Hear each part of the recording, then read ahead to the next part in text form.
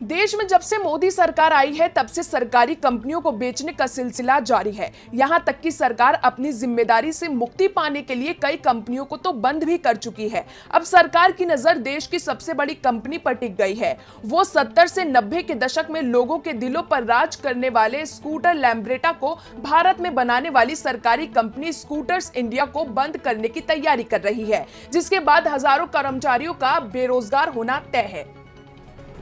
देश की अर्थव्यवस्था इस वक्त बिगड़ी हुई है। ज्यादातर कंपनियों का हाल बेहाल हुआ है। सरकारी से लेकर प्राइवेट तक सब डूब की कगार पर हैं। अब सरकारी कंपनी स्कूटर्स इंडिया का भी यही हाल है। इस मुश्किल घड़ी में कंपनी को संभालने की जिम्मेदारी तो सरकार की है, लेकिन वो तो कंपनी को ही बंद करने की तैयारी कर रही है। कहा जा रहा है कि पहले सरकार ने इस कंपनी की पूरी हिस्सेदारी बेचने की योजना बनाई थी, लेकिन किसी ने स्कूटर्स इंडिया को खरीदने में दिलचस्पी ही नहीं दिखाई। इसीलिए सरकार अब इसे बंद कर सकती है। आपको बता दें कि स्कूटर्स इंडिया में सरकार की 93.87% हिस्सेदारी है। अब सरकार कंपनी को संभाल नहीं पा रही है, इसीलिए बंद करने जा रही है। कहा जा रहा है कि स्कूटर्स इंडिया को बंद करने के लिए भारी उद्योग मंत्रालय ने प्रस्ताव तैयार किया है।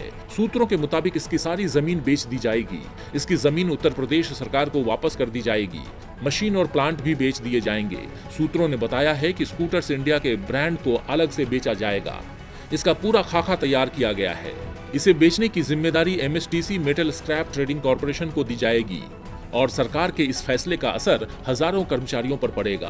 कंपनी बंद होने से कर्मचारी बेरोजगार होंगे। उन्हें दूसरी नौकरी देने का इंतजाम सरकार ने अब तक नहीं किया है।